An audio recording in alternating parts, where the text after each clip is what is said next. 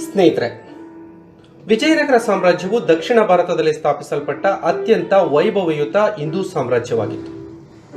ಈ ಸಾಮ್ರಾಜ್ಯವು 1336ರಲ್ಲಿ ಸ್ಥಾಪನೆಗೊಂಡು 4 ವಂಶಗಳು ಆಳ್ವಿಕೆ ನಡೆಸುತ್ತವೆ. ವಿಜಯನಗರ ಸಾಮ್ರಾಜ್ಯದ ಉಗಮಕ್ಕೆ ಸಂಬಂಧಿಸಿದಂತೆ 3 ವಾದಗಳಿವೆ. ಮೊದಲನೆಯದು ಕಾಕತೀಯ ಮೂಲ. ಇದರ ಪ್ರಕಾರ ಸಂಗಮ ಸಹೋದರರಾದ 1ನೇ ಹರಿಹರ ಮತ್ತು 1ನೇ ಬುಕ್ಕ ಕಾಕತೀಯ ದೊರೆ ಪ್ರತಾಪರುದ್ರ ದೇವನ ಅಧೀನದಲ್ಲಿ ಕಾರ್ಯನಿರ್ವಹಿಸುತ್ತಿದ್ದರು. ಕಾಕತೀಯ ಸಾಮ್ರಾಜ್ಯ ದೆಹಲಿ ಸುಲ್ತಾನರಿಂದ ದಾಳಿಗೊಳಗಾದ ಮೇಲೆ ಹರಿಹರ ಮತ್ತು ಬುಕ್ಕರು ವಿಜಯ ವಿರೂಪಾಕ್ಷಪುರಕ್ಕೆ ಹೋಗಿ ವಿದ್ಯಾರಣ್ಯರ ನೆರವಿನಿಂದ ವಿಜಯನಗರ ಸಾಮ್ರಾಜ್ಯವನ್ನು ಸ್ಥಾಪಿಸುತ್ತಾರೆ. ಎರಡನೆಯದು ಕಂಪಿಲಿ ಮೂಲ. ಇದರ ಪ್ರಕಾರ ಸಂಗಮ ಸಹೋದರರು ಕಂಪಿಲಿ ದೊರೆಗಳ ಅಧೀನದಲ್ಲಿ ಖಜಾನೆಯ ಅಧಿಕಾರಿಗಳಾಗಿ ಕಾರ್ಯನಿರ್ವಹಿಸುತ್ತಿದ್ದು, ಮೊಹಮ್ಮದ್ ತುಘಲಕ್ನಿಂದ ದೆಹಲಿಯಲ್ಲಿ ಜೈಲು ವಾಸವನ್ನು ಅನುಭವಿಸುತ್ತಿದ್ದರು. ಇವರನ್ನ ಹುಕ್ಕ ಮತ್ತು ಬುಕ್ಕ ಎಂದು ಮುಸ್ಲಿಮರಾಗಿ ಮತಾಂತರಿಸಿ ತಮ್ಮ ಸಾಮ್ರಾಜ್ಯವನ್ನು ವಿಸ್ತರಿಸಲು ಕಳುಹಿಸಿಕೊಟ್ರು. ನಂತರದಲ್ಲಿ ಅವರು ವಿದ್ಯಾರಣ್ಯರ ಸಹಕಾರದೊಂದಿಗೆ ಪುನಃ ಹಿಂದೂ ಧರ್ಮಕ್ಕೆ ಮತಾಂತರಗೊಂಡು ಸಾಮ್ರಾಜ್ಯವನ್ನು ವಿಸ್ತರಿಸಿದರು. ಮೂರನೇದಾಗಿ ಕರ್ನಾಟಕ ಅಥವಾ ಹೊಯ್ಸಳ ಮೂಲ. ಇದರ ಪ್ರಕಾರ 1ನೇ ಹರಿಹರ ಮತ್ತು 1ನೇ ಬುಕ್ಕರು ಹೊಯ್ಸಳರ ಸಾಮಂತರಾಗಿದ್ದು, ಹೊಯ್ಸಳ ಸಾಮ್ರಾಜ್ಯದ ಅವನತಿಯೊಂದಿಗೆ ಅಧಿಕಾರಕ್ಕೆ ಬಂದರು. ಈ ಸಾಮ್ರಾಜ್ಯವು ತುಂಗಭದ್ರಾ ನದಿಯ ದಂಡೆಯ ಮೇಲೆ. ವಿಜಯನಗರಕ್ಕೆ ಭೇಟಿ ನೀಡಿದ ವಿದೇಶಿ ಪ್ರವಾಸಿಗರು. ಕ್ರಿಸ್ತಶಕ 1420ರಲ್ಲಿ ಇಟಲಿ ದೇಶದ ಯಾತ್ರಿಕ ನಿಕೋಲೋ ಕಾಂಟಿ 1ನೇ ದೇವರಾಯನ ಕಾಲದಲ್ಲಿ, ಪರ್ಷಿಯಾದ ಯಾತ್ರಿಕ ಅಬ್ದುಲ್ ರಜಾಕ್ ಕ್ರಿಸ್ತಶಕ 1443ರಲ್ಲಿ 2ನೇ ದೇವರಾಯನ ಕಾಲದಲ್ಲಿ, ಕ್ರಿಸ್ತಶಕ 1470ರಲ್ಲಿ ರಷ್ಯಾದ ಪ್ರವಾಸಿ ನಿಕಟಿನ್ ವಿರೂಪಾಕ್ಷನ ಕಾಲದಲ್ಲಿ, ಕ್ರಿಸ್ತಶಕ 1514ರಿಂದ 1516ರವರೆಗೆ ಪೋರ್ಚುಗಲ್ ಪ್ರವಾಸಿ ಬಾರ್ಬೋಸಾ ಮತ್ತು 1520ರಲ್ಲಿ ಪೋರ್ಚುಗಲ್ನ ಡೊಮಿಂಗೋ ಪಯಾಸ್ ಕೃಷ್ಣದೇವರಾಯನ ಕಾಲದಲ್ಲಿ, ಕ್ರಿಸ್ತಶಕ 1535ರಲ್ಲಿ ಪೋರ್ಚುಗಲ್ನ ಪ್ರವಾಸಿ ಮ್ಯೂನಿಚ್ನು ಅಚ್ಯುತರಾಯನ ಕಾಲದಲ್ಲಿ ಭೇಟಿ ನೀಡಿದ್ರು. ಸಾಹಿತ್ಯಿಕ ಮೂಲಗಳು. 1352ರಲ್ಲಿ 1ನೇ ಹರಿಹರ ಮಧುರೈಯನ್ನು ವಶಪಡಿಸಿಕೊಳ್ಳಲು 2 ಸೈನ್ಯವನ್ನು ಕಳಿಸಿಕೊಡುತ್ತಾನೆ. ಒಂದು ಕಂಪನನ ನೇತೃತ್ವದಲ್ಲಿ, ಮತ್ತೊಂದು ಶಯನನ ನೇತೃತ್ವದಲ್ಲಿ. ಕಂಪನ ಮಧುರೈಯನ್ನು ವಶಪಡಿಸಿಕೊಳ್ಳುತ್ತಾನೆ. ಮಧುರೈಯನ್ನು ವಶಪಡಿಸಿಕೊಂಡ ನೆನಪಿಗಾಗಿ ಆತನ ಹೆಂಡತಿ ಗಂಗಾಂಬಿಕೆ ಮಧುರ ವಿಜಯವನ್ನು ರಚಿಸುತ್ತಾಳೆ. 1ನೇ ದೇವರಾಯ ಶ್ರೀನಾಥ್ಗೆ ಆಶ್ರಯ ನೀಡುತ್ತಾನೆ. ಅವನು ಅರವಿಲಾಸ ಕೃತಿಯನ್ನು ರಚಿಸುತ್ತಾನೆ ಹಾಗೂ ಕವಿ ಸಾರ್ವಭೌಮ ಎಂಬ ಬಿರುದನ್ನು ಕೂಡ ಪಡೆಯುತ್ತಾನೆ. 2ನೇ ದೇವರಾಯ ಸುಧಾನಿಧಿ ಎಂಬ ನಾಟಕವನ್ನು ರಚಿಸುತ್ತಾನೆ. ಶ್ರೀಕೃಷ್ಣ ದೇವರಾಯನು ರಾಜಕೀಯ ಮತ್ತು ಆಡಳಿತಕ್ಕೆ ಸಂಬಂಧಿಸಿದಂತಹ ಅಮುಕ್ತ ಮೌಲ್ಯದ ಎಂಬ ತೆಲುಗಿನ ಕೃತಿಯನ್ನು ರಚಿಸುತ್ತಾನೆ. ಜಾಂಬೋತಿ ಕಲ್ಯಾಣವನ್ನ ಸಂಸ್ಕೃತದಲ್ಲಿ ರಚಿಸುತ್ತಾನೆ. ಇವನ ಆಸ್ಥಾನದಲ್ಲಿ ಅಷ್ಟದಿಗ್ಗಜರೆಂಬ ಕವಿಗಳಿದ್ದರು. ಅಲ್ಲಸಾನಿ ಪೆದ್ದಣ್ಣನು ಮನುಚರಿತಂ ಮತ್ತು ಹರಿಕಥಾ ಸಾರಾಂಶು ಎಂಬ ಗ್ರಂಥಗಳನ್ನು ರಚಿಸುತ್ತಾನೆ. ಈತನಿಗೆ ಆಂಧ್ರ ಕವಿ ಪಿತಾಮಹ ಎಂಬ ಬಿರುದಿತ್ತು. ತೆನಾಲಿ ರಾಮಕೃಷ್ಣ ಪಾಂಡುರಂಗ ಮಹಾತ್ಮೆಯನ್ನ, ನಂದಿ ತಿಮ್ಮಣ್ಣನು ಪಾರಿಜಾತ ಅಪಹರಣವನ್ನು, ಮಾದಯ್ಯನು ರಾಜಶೇಖರ ಚರಿತಮನ್ನು, ದೂರ್ಜಟಿಯು ಕಾಲಹಸ್ತಿ ಮಹಾತ್ಮೆಯನ್ನು, ಸಿಂಗಲಿ ಸುರಾನನು ರಾಘವಿ ಪಾಂಡವಿಯಂ ಮತ್ತು ಪ್ರಭಾವತಿ ಪ್ರತ್ಯುನಂ ಅನ್ನು, ರಾಮರಾಜ ಭೂಷಣುಡು ಬರೆದ ಮನಸಾರ ಸಂಗ್ರಹ ಕೃತಿಗಳು ವಿಜಯನಗರ ಸಾಮ್ರಾಜ್ಯ ಕುರಿತು ಹೇಳುವ ಸಾಹಿತ್ಯದ ಮೂಲಗಳಾಗಿವೆ. ಶಾಸನ ಮೂಲಗಳು. ಕಪ್ಪೆ ಆರ್ಯಭಟನ ಬಾದಾಮಿ ಶಾಸನ. ಸಾಧುಗೆ ಸಾಧು, ಮಾಧುರ್ಯಂಗೆ ಮಾಧುರ್ಯಂ, ಬಾದಿಪ್ಪಕ್ಕಲಿಗೆ ಕಲಿಗೆ ವಿಪರೀತನ್. ಈ ಶಾಸನವು 1ನೇ ಹರಿಹರ ಮತ್ತು ಅವನ ಸಾಮ್ರಾಜ್ಯ ವಿಸ್ತರಣೆ ಕುರಿತು ತಿಳಿಸುತ್ತದೆ. ಶ್ರವಣ ಬೆಳಗೊಳ ಶಾಸನ. ಇದು 2ನೇ ಬುಕ್ಕನ್ನು ಜೈನ ಮತ್ತು ವೈಷ್ಣವರ ನಡುವಿನ ವೈಷಮ್ಯ ದೂರ ಮಾಡಿದ ಬಗ್ಗೆ ತಿಳಿಸುತ್ತದೆ. ಸಿಂಗನಾಯಕನಹಳ್ಳಿ ಶಾಸನ. ಇದು ಶ್ರೀಕೃಷ್ಣ ದೇವರಾಯನ ಪಟ್ಟಾಭಿಷೇಕದ ಕುರಿತು ಮಾಹಿತಿ ನೀಡುತ್ತದೆ. ಚಿಕ್ಕಬಳ್ಳಾಪುರ ಶಾಸನ. 2ನೇ ದೇವರಾಯನು ವರದಕ್ಷಿಣೆ ನಿಷೇಧಿಸಿದ್ದರ ಬಗ್ಗೆ ಮಾಹಿತಿ ತಿಳಿಸುತ್ತದೆ. ಬಾರ್ಕೂರ್ ಶಾಸನ. ಉಡುಪಿ ಜಿಲ್ಲೆಯ ಕುಂದಾಪುರ ತಾಲೂಕಿನಲ್ಲಿದೆ. ಇದು 2ನೇ ದೇವರಾಯನ ಸಾಧನೆ ಮತ್ತು ಪರಾಕ್ರಮಗಳ ಬಗ್ಗೆ ಮಾಹಿತಿ ನೀಡುತ್ತದೆ. ಚನ್ನರಾಯಪಟ್ಟಣ ಶಾಸನ. 2ನೇ ಹರಿಹರ ಮತ್ತು 2ನೇ ದೇವರಾಯನ ಸಾಧನೆ ಮತ್ತು ಪರಾಕ್ರಮಗಳ ಕುರಿತು ಮಾಹಿತಿ ನೀಡುತ್ತದೆ. ಶೃಂಗೇರಿ ಶಾಸನ. ಇದು ಸಂಗಮ ವಂಶಕ್ಕೆ ಸೇರಿದ್ದು ವಿಜಯನಗರ ದೊರೆಗಳು ಶೃಂಗೇರಿ ಮಠಕ್ಕೆ ನೀಡಿದ ದಾನಗಳ ಬಗ್ಗೆ ಮಾಹಿತಿಯನ್ನು ನೀಡುತ್ತದೆ. ಹೀಗೆ ಶಾಸನಗಳು ಕೂಡ ವಿಜಯನಗರ ಸಾಮ್ರಾಜ್ಯದ ಮೂಲವನ್ನ ಹೇಳುತ್ತವೆ. ಇನ್ನು ನಾಣ್ಯಗಳ ಕುರಿತು ಹೇಳುವುದಾದರೆ ವಿಜಯನಗರ ಕಾಲದ ನಾಣ್ಯಗಳನ್ನು ಕಾಸು, ಪಗೋಡ, ತಾರ, ಜಿತ್ತಾಲ್, ವರಹ ಎಂದು ವಿಂಗಡಿಸಲಾಗಿದೆ. ಬೆಳ್ಳಿಯ ನಾಣ್ಯವನ್ನ ತಾರ, ತಾಮ್ರದ ನಾಣ್ಯವನ್ನ ಜಿತ್ತಾಲ್, ಚಿನ್ನದ ನಾಣ್ಯವನ್ನ ವರಹ ಎನ್ನುತ್ತಿದ್ದರು. ಹರಿಹರನ ನಾಣ್ಯಗಳಲ್ಲಿ ಹನುಮಾನ್ ಚಿತ್ರ, ಶ್ರೀಕೃಷ್ಣ ದೇವರಾಯನ ನಾಣ್ಯಗಳಲ್ಲಿ ಬಾಲಕೃಷ್ಣನ ಚಿತ್ರಗಳು, ಅರವೀಡು ವಂಶದ ತಿರುಮಲನ ನಾಣ್ಯಗಳಲ್ಲಿ ವರಹ ಚಿತ್ರಗಳು ಸಾಮಾನ್ಯವಾಗಿವೆ. ವರಹ ಅಥವಾ ಹಂದಿ ವಿಜಯನಗರ ಸಾಮ್ರಾಜ್ಯದ ಲಾಂಛನವಾಗಿದೆ. ಇದಿಷ್ಟೂ ಕೂಡ ವಿಜಯನಗರ ಸಾಮ್ರಾಜ್ಯದ ಮೂಲಗಳಾಗಿವೆ. ವಿಜಯನಗರ ಸಾಮ್ರಾಜ್ಯದ ರಾಜಕೀಯ ಇತಿಹಾಸ. ಅಕ್ಕ ಬುಕ್ಕರು 1336ರಲ್ಲಿ ವಿದ್ಯಾರಣ್ಯರ ಸಹಾಯದಿಂದ ವಿಜಯನಗರ ಸಾಮ್ರಾಜ್ಯವನ್ನ ಸ್ಥಾಪಿಸುತ್ತಾರೆ. ಈ ಸಾಮ್ರಾಜ್ಯವನ್ನ 4 ವಂಶಗಳು ಆಳ್ವಿಕೆ ನಡೆಸಿದವು. ಅಕ್ಕ ಬುಕ್ಕರಿಗೆ ಸಾಮ್ರಾಜ್ಯ ಸ್ಥಾಪನೆಗೆ ಆಶೀರ್ವದಿಸಿದ ಗುರುಗಳ ಹೆಸರು ಕಾಶಿ ವಿಲಾಪ ಕ್ರಿಯಾಶಕ್ತಿ ಯತಿಗಳು. ಇನ್ನು 4 ವಂಶಗಳ ಬಗ್ಗೆ ತಿಳಿದುಕೊಳ್ಳುವುದಾದರೆ ಸಂಗಮ ವಂಶ 1336ರಿಂದ 1485, ರಾಜಧಾನಿ ಹಂಪಿ. ಸಾಳ್ವ ವಂಶ 1485ರಿಂದ 1505, ರಾಜಧಾನಿ ಹಂಪಿ. ತುಳುವ ವಂಶ 1505ರಿಂದ 1570, ರಾಜಧಾನಿ ಹಂಪಿ ಮತ್ತು ಪೆನುಗೊಂಡ.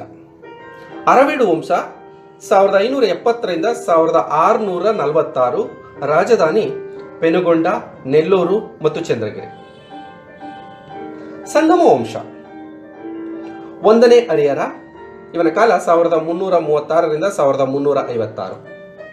ವಿಜಯನಗರ ಸಾಮ್ರಾಜ್ಯದ ಸ್ಥಾಪಕನಾಗಿದ್ದು 1352ರಲ್ಲಿ ಮಧುರೈಯನ್ನ, 1356ರಲ್ಲಿ ಹೊಯ್ಸಳ ಸಾಮ್ರಾಜ್ಯವನ್ನ, 1357ರಲ್ಲಿ ಕದಂಬ ಸಾಮ್ರಾಜ್ಯವನ್ನ ವಶಪಡಿಸಿಕೊಂಡು ಸಾಮ್ರಾಜ್ಯವನ್ನು ವಿಸ್ತರಿಸುತ್ತಾನೆ.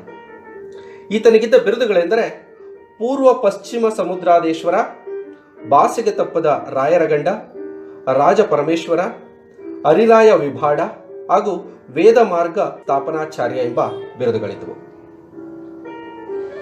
1ನೇ ಬುಕ್ಕ 1356ರಿಂದ 1377. ವೇದ ಮಾರ್ಗ ಪ್ರವರ್ತಕ ಎಂಬ ಬಿರುದನ್ನು ಹೊಂದಿದ್ದ ದೊರೆ. ಈತನ ಪತ್ನಿ ಗಂಗಾಂಬಿಕೆ ಮಧುರಾ ವಿಜಯಂ ಅಥವಾ ಕಂಪಣರಾಯ ವಿಜಯಂ ಎಂಬ ಕೃತಿಯನ್ನು ರಚಿಸಿದ್ದಾಳೆ. ಜೈನ ಮತ್ತು ವೈಷ್ಣವರ ಮಧ್ಯೆ ಬಾಂಧವ್ಯವನ್ನು ಬೆಳೆಸಿದಂತಹ ರಾಜ ಈತ. 2ನೇ ಹರಿಹರ 1377ರಿಂದ 1404. 2ನೇ ಹರಿಹರನಿಗೆ ಕರ್ನಾಟಕ ವಿದ್ಯಾವಿಲಾಸ ಎಂಬ ಬಿರುದಿತ್ತು. 1ನೇ ವಿರೂಪಾಕ್ಷ 1404ರಿಂದ 1405. 2ನೇ ಬುಕ್ಕ 1405ರಿಂದ 1406. 1ನೇ ದೇವರಾಯ 1406ರಿಂದ 1422. ಇವನು ಬಂಕಾಪುರವನ್ನ ಬಹುಮನಿ ಸುಲ್ತಾನ ಫಿರೋಜ್ ಶಾನಿಂದ ವಶಪಡಿಸಿಕೊಳ್ಳುತ್ತಾನೆ. ತುಂಗಭದ್ರಾ ಮತ್ತು ಹರಿದ್ರಾ ನದಿಗಳಿಗೆ ಆಣೆಕಟ್ಟನ್ನು ಕಟ್ಟುತ್ತಾನೆ. ಇಟಲಿಯ ಯಾತ್ರಿಕ ನಿಕೋಲೋ ಕಾಂಟಿ ಇವನ ಕಾಲದಲ್ಲಿ ಭೇಟಿ ನೀಡುತ್ತಾನೆ. ರಾಮಚಂದ್ರ 1422ರಿಂದ 1422. ವೀರ ವಿಜಯ 1422ರಿಂದ 1424. 2ನೇ ದೇವರಾಯ ಅಥವಾ ಪ್ರೌಢದೇವರಾಯ 1424ರಿಂದ 1446. ಸಂಗಮ ವಂಶದ ಪ್ರಸಿದ್ಧ ದೊರೆ. ಇವನಿಗೆ ಗಜಬೆಂಟೆಕಾರ ಎಂಬ ಬಿರುದಿತ್ತು. ಗಜವಿದ್ಯೆಯಲ್ಲಿ ಪರಿಣಿತಿಯನ್ನು ಹೊಂದಿದ್ದ. ಪರ್ಷಿಯಾದ ದೊರೆ ಅಬ್ದುಲ್ ರಜಾಕ್ ಈತನ ಕಾಲದಲ್ಲಿ ಭೇಟಿ ನೀಡಿದ್ದ. ಲಕ್ಕಣ್ಣ ದಂಡೇಶನ ಮೂಲಕ ಶ್ರೀಲಂಕಾಕ್ಕೆ ರಾಯಭಾರವನ್ನು ಕಳಿಸುತ್ತಾನೆ. ಶಿವತತ್ವ ಚಿಂತಾಮಣಿಯನ್ನ ಲಕ್ಕಣ್ಣ ದಂಡೇಶ ರಚಿಸುತ್ತಾನೆ. ಮಧ್ಯಕಾಲೀನ ಭಾರತದಲ್ಲಿ ಸೈನ್ಯದಲ್ಲಿ ಮುಸ್ಲಿಮರನ್ನ ತೊಡಗಿಸಿಕೊಂಡ ದೊರೆ ಮತ್ತು ಅವರಿಗಾಗಿ ಕುರಾನನ್ನ ಸಿಂಹಾಸನದ ಮುಂದಿಡಲು ಆದೇಶಿಸಿದ ದೊರೆ ಈತನಾಗಿದ್ದಾನೆ. ಮುಸ್ಲಿಮರಿಗೆ ಜಹಗೀರನ್ನು ನೀಡಿದ ಕೀರ್ತಿ 2ನೇ ದೇವರಾಯನಿಗೆ ಸಲ್ಲುತ್ತದೆ. 2ನೇ ದೇವರಾಯ ಸ್ವತಃ ಕವಿಯಾಗಿದ್ದು 2 ಸಂಸ್ಕೃತ ಗ್ರಂಥಗಳನ್ನು ರಚಿಸುತ್ತಾನೆ. ಒಂದು ಮಹಾನಾಟಕ ಸುಧಾನಿಧಿ, 2ನೇದು ಭದ್ರಾಯನನ ಬ್ರಹ್ಮಸೂತ್ರಕ್ಕೆ ಟೀಕೆಯನ್ನು ಬರೆಯುತ್ತಾನೆ. ಮಲ್ಲಿಕಾರ್ಜುನ 1446ರಿಂದ 1465. 2ನೇ ವಿರೂಪಾಕ್ಷ 1465ರಿಂದ 1485. ಪ್ರೌಢದೇವರಾಯ 1485. ಸಾಳ್ವ ವಂಶ. ಸಾಳ್ವ ವಂಶದ ಅರಸರುಗಳೆಂದರೆ ಸಾಳ್ವ ನರಸಿಂಹ 1485ರಿಂದ 1491. ತಿಮ್ಮಭೂಪ 1491. 2ನೇ ನರಸಿಂಹ 1491ರಿಂದ 1503. ತುಳುವ ವಂಶ ತುಳುವ ವಂಶಸ್ಥರು ದಕ್ಷಿಣ ಕನ್ನಡಕ್ಕೆ ಸೇರಿದವರಾಗಿದ್ದು ಅವರ ಭಾಷೆ ತುಳು. ವೀರನರಸಿಂಹ 1503ರಿಂದ 1505. ವೀರನರಸಿಂಹ ತುಳು ಸಂತತಿಯ ಸ್ಥಾಪಕನಾಗಿದ್ದಾನೆ. ಎರಡನೇ ನರಸಿಂಹ 1505ರಿಂದ 1510ರವರೆಗೆ ಆಳ್ವಿಕೆಯನ್ನು ನಡೆಸುತ್ತಾನೆ. ಕೃಷ್ಣದೇವರಾಯ 1509ರಿಂದ 1529. ಈತ ವಿಜಯನಗರ ಸಾಮ್ರಾಜ್ಯದ ಪ್ರಸಿದ್ಧ ದೊರೆ. ಈತನ ನಿಷ್ಠಾವಂತ ಪ್ರಧಾನಿ ತಿಮ್ಮರಸ 1510 ಜನವರಿ 24ರಂದು ಪಟ್ಟಕ್ಕೇರುತ್ತಾನೆ. ಹಂಪಿಯ ಹತ್ತಿರದ ಸಿಂಗಿನಾಯಕನಹಳ್ಳಿಯ ಶಾಸನ ಕೃಷ್ಣದೇವರಾಯನ ಪಟ್ಟಾಭಿಷೇಕವನ್ನ ಕುರಿತಾಗಿ ಮಾಹಿತಿ ನೀಡುತ್ತದೆ. 1510ರಲ್ಲಿ ಪೋರ್ಚುಗೀಸ್ ಗವರ್ನರ್ ಅಲ್ಬುಕರ್ಕ್ ಬಿಜಾಪುರ ಸುಲ್ತಾನರಿಂದ ಗೋವಾವನ್ನು ವಶಪಡಿಸಿಕೊಳ್ಳುತ್ತಾನೆ. ಇವನು ಪೋರ್ಚುಗೀಸರೊಂದಿಗೆ ಉತ್ತಮ ಸಂಬಂಧ ಹೊಂದಿದ್ದು ಕುದುರೆಗಳನ್ನ ಆಮದು ಮಾಡಿಕೊಳ್ಳುತ್ತಿದ್ದ. ಭಟ್ಕಳದಲ್ಲಿ ಬಂದರು ನಿರ್ಮಿಸಲು ಅವಕಾಶವನ್ನ ನೀಡಿದ್ದ. ಕೃಷ್ಣದೇವರಾಯನ ಪರಾಕ್ರಮಗಳು. ಗೋಲ್ಕೊಂಡ ಯುದ್ಧ 1512ರಲ್ಲಿ ಗೋಲ್ಕೊಂಡ ವಿರುದ್ಧದ ಯುದ್ಧದಲ್ಲಿ ಕುತುಬ್ ಕುಲಿ ಖಾನನ ಸೋಲಿಸುತ್ತಾನೆ. ಆತನನ್ನು ಸೋಲಿಸಿ ಹಿಂದಿರುಗುವಾಗ ವೆಂಕಟಪ್ಪನನ್ನು ಕೂಡ ಸೋಲಿಸಿ ರಾಯಗೊಂಡವನ್ನ ವಶಪಡಿಸಿಕೊಳ್ಳುತ್ತಾನೆ. ಜಮಖಂಡಿ ಯುದ್ಧ 1514ರಲ್ಲಿ ಇಕ್ಕೇರಿಯ ಸದಾಶಿವರಾಯ ಮತ್ತು ಗೋವಾದ ಪೋರ್ಚುಗೀಸರ ನೆರವಿನೊಂದಿಗೆ ಗುಲ್ಬರ್ಗಾದ ಬಹಮನ್ ಶಾನನ್ನ ಸೋಲಿಸಿ ಜಮಖಂಡಿಯನ್ನು ವಶಪಡಿಸಿಕೊಳ್ಳುತ್ತಾನೆ. ಗುಲ್ಬರ್ಗಾ ವಿರುದ್ಧದ ಯುದ್ಧ 1514ರಲ್ಲಿ ವಲಿಯುಲ್ಲಾನನ್ನ ಬಂಧಿಸುವ ಮೂಲಕ ಕಾಸಿಂ ಬರೀದ್ ಗುಲ್ಬರ್ಗಾದ ದೊರೆಯಾಗುತ್ತಾನೆ. ಶ್ರೀಕೃಷ್ಣ ದೇವರಾಯ ಕಾಸಿಂ ಬರೀದ್ನನ್ನ ಸೋಲಿಸಿ ಮತ್ತೊಮ್ಮೆ ವಲಿಯುಲ್ಲಾನಿಗೆ ಸಿಂಹಾಸನವನ್ನು ನೀಡುತ್ತಾನೆ. ಇದರಿಂದಾಗಿ ಅವನಿಗೆ ಯವನ ರಾಜ್ಯ ಪ್ರತಿಷ್ಠಾಪನಾಚಾರ್ಯ ಎಂಬ ಬಿರುದಿದೆ. ಬಿಜಾಪುರದ ಯುದ್ಧ 1519ರಲ್ಲಿ ಬಿಜಾಪುರವನ್ನು ಆಕ್ರಮಿಸಿ ಇಸ್ಮಾಯಿಲ್ ಆದಿಲ್ ಶಾನನ್ನ ಸೋಲಿಸುತ್ತಾನೆ. ಉಮ್ಮತ್ತೂರಿನ ಪಾಳೆಗಾರ ಗಂಗರಾಜನನ್ನ ಸೋಲಿಸಿ ಶ್ರೀರಂಗಪಟ್ಟಣ ಮತ್ತು ಶಿವನ ಸಮುದ್ರವನ್ನು ವಶಪಡಿಸಿಕೊಳ್ಳುತ್ತಾನೆ. ಬೀದರ್ನ ಬಹುಮನಿ ಸುಲ್ತಾನ ಮಹಮ್ಮದ್ ಶಾ ಹಾಗೂ ಬಿಜಾಪುರದ ಸುಲ್ತಾನನಾದ ಯೂಸುಫ್ ಆದಿಲ್ ಶಾ ಕೃಷ್ಣದೇವರಾಯನ ವಿರುದ್ಧ ಕೋವಿಲ್ಕೊಂಡ ಎಂಬಲ್ಲಿ ಜಿಹಾದ್ ಯುದ್ಧವನ್ನು ಕೂಡ ಸಾರುತ್ತಾರೆ. ಶ್ರೀಲಂಕಾದ ವೀರಬಾಹುವನ್ನು ಸೋಲಿಸಿ ದಕ್ಷಿಣ ಸಮುದ್ರಾಧಿಪತಿ ಎಂಬ ಬಿರುದನ್ನು ಕೂಡ ಪಡೆದುಕೊಳ್ಳುತ್ತಾನೆ. ಶ್ರೀಕೃಷ್ಣ ದೇವರಾಯನ ಕೊನೆಯ ಯುದ್ಧವೆಂದರೆ 1529ರಲ್ಲಿ ನಡೆದ ಗೋಲ್ಕೊಂಡ ಯುದ್ಧ. ಆತನ ಕೊನೆಯ ದಿನಗಳು ಹಿತಕರವಾಗಿರದೆ 1530ರಲ್ಲಿ ವಿಧಿವಶನಾಗುತ್ತಾನೆ. ಶ್ರೀಕೃಷ್ಣ ದೇವರಾಯ ಅಜಾರ ರಾಮಸ್ವಾಮಿ ಮತ್ತು ಅಜಾರ ವಿಠಲಸ್ವಾಮಿ ದೇವಾಲಯಗಳನ್ನು ಹಂಪಿಯಲ್ಲಿ ನಿರ್ಮಿಸುತ್ತಾನೆ. ಖಜಾಂಚಿ ವಿರೂಪಣ್ಣ ಲೇಪಾಕ್ಷಿಯಲ್ಲಿರುವ ವೀರಭದ್ರ ದೇವಾಲಯವನ್ನು ನಿರ್ಮಿಸುತ್ತಾನೆ. ಇದನ್ನ ಶೈವರ ಅಜಂತವೆನ್ನಲಾಗುತ್ತದೆ. ನಾಗಲಾಪುರವನ್ನು ತಾಯಿ ನಾಗಲಾಂಬಿಕೆಯ ಸ್ಮರಣಾರ್ಥ ನಿರ್ಮಿಸುತ್ತಾನೆ. ಮಹಾನವಮಿ ದಿಬ್ಬ ಅಥವಾ ಸಿಂಹಾಸನ ವೇದಿಕೆಯನ್ನು ನಿರ್ಮಿಸುತ್ತಾನೆ. ಶೃಂಗೇರಿ ಶಾರದಾ ಮಠಕ್ಕೆ ಅನುದಾನವನ್ನು ನೀಡುತ್ತಾನೆ. ಕೊಡಗಲ್ ಹಾಗೂ ಬಸವಣ್ಣ ಕಾಲುವೆಗಳನ್ನು ಕೂಡ ತೋಡಿಸುತ್ತಾನೆ. ಈ ಎಲ್ಲವುಗಳು ಕೂಡ ಶ್ರೀಕೃಷ್ಣ ದೇವರಾಯನ ಸಾಧನೆ ಮತ್ತು ಪರಾಕ್ರಮಗಳು ಆಗಿದೆ. ಅಚ್ಯುತರಾಯ 1529ರಿಂದ 1542. ಒಂದನೇ ವೆಂಕಟರಾಯ 1542. ಸದಾಶಿವರಾಯ 1542ರಿಂದ 1570. ತಾಳಿಕೋಟೆ ಯುದ್ಧದ ಸಮಯದಲ್ಲಿ ಸದಾಶಿವರಾಯ ರಾಜನಾಗಿದ್ದ. ತಾಳಿಕೋಟೆ ಅಥವಾ ಬನ್ನಿಹಟ್ಟಿ ಯುದ್ಧದಿಂದ ವಿಜಯನಗರ ಸಾಮ್ರಾಜ್ಯ ಕೊನೆಗೊಳ್ಳುತ್ತದೆ. ಇದು 1565ರಲ್ಲಿ ಅಳಿಯ ರಾಮರಾಯ ಮತ್ತು ಬಹುಮನಿ ಸುಲ್ತಾನರ ನಡುವೆ ನಡೆಯುತ್ತದೆ. ಬಿಜಾಪುರದ ಆದಿಲ್ ಶಾಹಿಗಳು, ಗೋಲ್ಕೊಂಡದ ಕುತುಬ್ ಶಾಹಿಗಳು, ಬೀದರ್ನ ಬರೀದ್ ಶಾಹಿಗಳು, ಅಹಮದ್ ನಗರದ ನಿಜಾಂ ಶಾಹಿಗಳು ತಾಳಿಕೋಟೆ ಯುದ್ಧದಲ್ಲಿ ಭಾಗವಹಿಸುತ್ತಾರೆ. ಜನವರಿ 23, 1565ರ ಮಂಗಳವಾರ ಯುದ್ಧ ನಡೆಯಿತು. ಇಟಲಿಯ ಫ್ರೆಡ್ರಿಕ್ ಸೀಸರ್ ಅವರ ಪ್ರಕಾರ 2 ಮುಸ್ಲಿಂ ಸೇನಾಧಿಪತಿಗಳು ತಾಳಿಕೋಟೆ ಯುದ್ಧದಲ್ಲಿ ರಾಮರಾಯನ ಸೋಲಿಗೆ ಕಾರಣರಾಗುತ್ತಾರೆ. ಅವರೇ ಜಿಲಾನಿ ಸಹೋದರರು. ರಾಬರ್ಟ್ ಸೀವೆಲ್ ರವರ ಪ್ರಕಾರ ಜಗತ್ತಿನ ಇತಿಹಾಸದಲ್ಲಿ ಇಷ್ಟರವರೆಗೂ ಕಂಡು ಕೇಳರಿಯದ ವ್ಯಾಪಕ ಹಿಂಸಾಚಾರಗಳು ನಡೆಯುತ್ತದೆ. ಮುಂಚಿನ ದಿನ ಅದೊಂದು ಭವ್ಯ ಪರಂಪರೆಯ ಸಾಮ್ರಾಜ್ಯವಾಗಿತ್ತು. ಆ ದಿನ ಮೃತದೇಹಗಳು ಎಲ್ಲ ಪ್ರದೇಶಗಳಲ್ಲೂ ಚೆಲ್ಲಲ್ಪಟ್ಟಿರುವ ಒಂದು ಘೋರ ದುರಂತಮಯ ಸಾಮ್ರಾಜ್ಯವಾಗಿತ್ತು. ತಾಳಿಕೋಟೆ ಯುದ್ಧದ ನಂತರ ಹಿಂದೂ ಸಾಮ್ರಾಜ್ಯ ಅವನತಿಯಾಗುತ್ತದೆ. ವಿಜಯನಗರ ಸಾಮ್ರಾಜ್ಯ ಆನೆಗುಂದಿಗೆ ಸೀಮಿತವಾಗುತ್ತದೆ. ಅರವೀಡು ವಂಶ. ತಾಳಿಕೋಟೆ ಯುದ್ಧದ ನಂತರ ವಿಜಯನಗರ ಸಾಮ್ರಾಜ್ಯ ತನ್ನ ವೈಭವವನ್ನು ಕಳೆದುಕೊಳ್ಳುತ್ತದೆ. ನಂತರದ ದೊರೆಗಳೆಂದರೆ ತಿರುಮಲರಾಯ, 1ನೇ ವೆಂಕಟರಾಯ, ಶ್ರೀರಂಗರಾಯ, 2ನೇ ವೆಂಕಟಾದ್ರಿ, 2ನೇ ಶ್ರೀರಂಗ, ರಾಮದೇವ, 3ನೇ ವೆಂಕಟರಾಯ, 3ನೇ ರಂಗರಾಯರಾಗಿರುತ್ತಾರೆ. ವಿಜಯನಗರದ ರಾಜಧಾನಿಯನ್ನು ಆಂಧ್ರ ಪ್ರದೇಶದ ಪೆನುಗೊಂಡಕ್ಕೆ ವರ್ಗಾಯಿಸಲಾಯಿತು. ತಿರುಮಲನು ದಕ್ಷಿಣದ ಭಾಗಗಳನ್ನು ವಶಪಡಿಸಿಕೊಳ್ಳುತ್ತಾನೆ. ಶ್ರೀರಂಗ ಅಧಿಕಾರಕ್ಕೆ ಬಂದರೂ ದುರ್ಬಲ ದೊರೆಯಾಗಿದ್ದರಿಂದ 2ನೇ ವೆಂಕಟರಾಯ ನಂತರ 3ನೇ ವೆಂಕಟ ಅಧಿಕಾರಕ್ಕೆ ಬರುತ್ತಾನೆ. ಮೂರನೇ ವೆಂಕಟ ಸೇಂಟ್ ಜಾರ್ಜ್ ಬಂದರನ್ನ ಮದ್ರಾಸ್ನಲ್ಲಿ ನಿರ್ಮಿಸಲು ಅವಕಾಶವನ್ನು ನೀಡುತ್ತಾನೆ. ಮೂರನೇ ವೆಂಕಟ ರಾಜಧಾನಿಯನ್ನ ಪೆನುಗಂಡದಿಂದ ವೆಲ್ಲೂರಿಗೆ ವರ್ಗಾಯಿಸುತ್ತಾನೆ. ವಿಜಯನಗರ ಸಾಮ್ರಾಜ್ಯದ ಆಡಳಿತ. ವಿಜಯನಗರ ದೊರೆಗಳು ಹೊಯ್ಸಳರು, ಪಾಂಡ್ಯರು ಮತ್ತು ಕಾಕತೀಯರ ಆಡಳಿತ ವ್ಯವಸ್ಥೆಯನ್ನು ಜಾರಿಗೊಳಿಸುತ್ತಾರೆ. ಪ್ರಾಂತ್ಯಗಳನ್ನ ಪುಟ್ಟಂಗಳಾಗಿ, ಪುಟ್ಟಂಗಳನ್ನ ನಾಡುಗಳಾಗಿ, ನಾಡುಗಳನ್ನ ಒಳನಾಡುಗಳಾಗಿ, ಒಳನಾಡುಗಳನ್ನ ಮೇಲಾಗ್ರಾಮ್ಗಳಾಗಿ, ಮೇಲಾಗ್ರಾಮ್ಗಳನ್ನ ಅಹರಾಮ್ಗಳಾಗಿ ವಿಂಗಡಿಸಲಾಗಿದೆ. ಪ್ರಾಂತಗಳ ಗವರ್ನರ್ಗಳು ಮುಖ್ಯಸ್ಥರಾಗಿದ್ದರು. ರಾಜನಿಗೆ ಮಂತ್ರಿಮಂಡಲವು ಅಧಿಕಾರದಲ್ಲಿ ಸಹಕರಿಸುತ್ತಿತ್ತು. ಇದಕ್ಕೆ ರಾಜ ಪರಿಷತ್ ಎನ್ನುತ್ತಿದ್ದರು. ಆಡಳಿತವನ್ನ 72 ಇಲಾಖೆಗಳ ಮೂಲಕ ನಡೆಸಲಾಗುತ್ತಿತ್ತು. ಇದಕ್ಕೆ ನಿಯೋಗ ಎಂದು ಕರೆಯಲಾಗುತ್ತಿತ್ತು. ಕಂದಾಯ ಇಲಾಖೆಯನ್ನ ಅಥವನಿ ಎಂದು ಕರೆಯಲಾಗುತ್ತು. ಕಾರ್ಮಿಕನ್ ಎಂಬುವವನು ಮಹಾ ಲೆಕ್ಕಾಧಿಕಾರಿಯಾಗಿದ್ದನು. ಇರಾಯಿ, ವಾರಿ, ಕಡಮಾಯಿ ಪ್ರಮುಖ ತೆರಿಗೆಗಳಾಗಿದ್ದವು. ಸಾಮಾಜಿಕ ವ್ಯವಸ್ಥೆ. ಸತಿ ಪದ್ಧತಿ ಮತ್ತು ವರದಕ್ಷಿಣೆ ಪದ್ಧತಿ ಅಸ್ತಿತ್ವದಲ್ಲಿದ್ದು, ದೇವದಾಸಿ ಪದ್ಧತಿಯೂ ಕೂಡ ಇತ್ತು. ಮಹಿಳೆಯರನ್ನ ರಾಜನ ಅಂಗರಕ್ಷಕರಾಗಿ ನೇಮಕ ಮಾಡಲಾಗುತ್ತಿತ್ತು. ಬ್ರಾಹ್ಮಣರು ಅತ್ಯುನ್ನತ ಸ್ಥಾನ ಹೊಂದಿದ್ದು ಅವರನ್ನ ವಿಪ್ರುಲ ಎಂದು ಕರೆಯುತ್ತಿದ್ದರು. ಕ್ಷತ್ರಿಯರನ್ನ ರಾಜಲು, ವೈಶ್ಯರನ್ನ ಮತಿಕರ್ತಲು, ಶೂದ್ರರನ್ನ ನಳವಜಾತಿ, ಕುಶಲಕರ್ಮಿಗಳನ್ನ ವಿಪ್ರ ವಿನೋದಿನ್, ಕುರಿ ಕಾಯುವವರನ್ನ ಕೈಕೋಳಾಸ್ ಎಂದು ಕರೆಯಲಾಗುತ್ತಿತ್ತು. 3 ರೀತಿಯ ಭೂಕಂದಾಯ ನೀತಿ ಅಸ್ತಿತ್ವದಲ್ಲಿತ್ತು. 1 ಅಮಾರಾಮ್, 2 ಮಾನ್ಯಂ, 3 ಬಂದರ್ವದಾಸ್. ಅಮಾರಾಮ್ ರಾಜನು ಅಮರನಾಯಕರಿಗೆ ಅನುದಾನವಾಗಿ ನೀಡುತ್ತಿದ್ದ 75% ಗ್ರಾಮಗಳು ಇದರಲ್ಲಿ ಸೇರಿ ಅಮರನಾಯಕರು ಇದರ ಪೂರ್ಣ ಒಡೆತನವನ್ನು ಹೊಂದಿರುತ್ತಿದ್ದರು. ಮಾನ್ಯಂ ತೆರಿಗೆಯೇ ಇಲ್ಲದ ಗ್ರಾಮಗಳನ್ನ ಮಾನ್ಯಂ ಎನ್ನುತ್ತಿದ್ದರು. ಬಂದರ್ವದಾಸ್ ರಾಜನ ನಿಯಂತ್ರಣದಲ್ಲಿರುವ ಭೂಮಿಗಳನ್ನ ಬಂದರ್ವದಾಸ್ ಎಂದು ಕರೆಯಲಾಗುತ್ತಿತ್ತು. ಇದರಿಂದ ಬರುವ ಆದಾಯದಿಂದ ಕೋಟೆಗಳು ಮತ್ತು ಸಾಮ್ರಾಜ್ಯದ ಉಸ್ತುವಾರಿಯನ್ನು ನೋಡಲಾಗುತ್ತಿತ್ತು.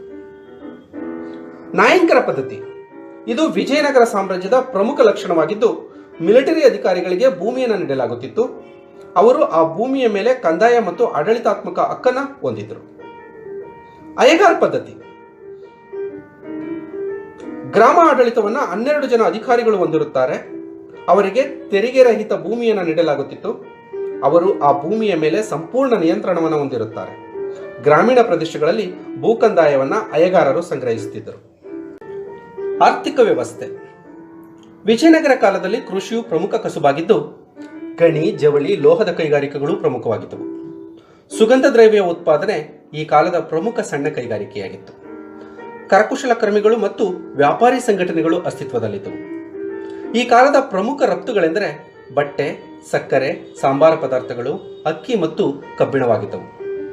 ಪ್ರಮುಖ ಆಮದುಗಳೆಂದರೆ ಕುದುರೆಗಳು, ಆನೆಗಳು, ರೇಷ್ಮೆ, ಮುತ್ತುರತ್ನಗಳು, ತಾಮ್ರ ಇತ್ಯಾದಿಗಳಾಗಿವೆ. ರಸ್ತೆ ಸಾರಿಗೆಯು ಅಸ್ತಿತ್ವದಲ್ಲಿತ್ತು. ಮಲಬಾರ್ ತೀರದಲ್ಲಿರುವ ಕ್ಯಾಲಿಕಟ್ ಮುಖ್ಯ ಬಂದರಾಗಿತ್ತು. Burma, China, Arabia, Persia, South Africa, Abyssinia ಮತ್ತು ಪೋರ್ಚುಗಲ್ ಜೊತೆ ವ್ಯಾಪಾರ ಸಂಬಂಧ ಹೊಂದಿದ್ದರು. ರೇಷ್ಮೆ ಚೈನಾದಿಂದ ಆಮದಾಗುತ್ತಿತ್ತು.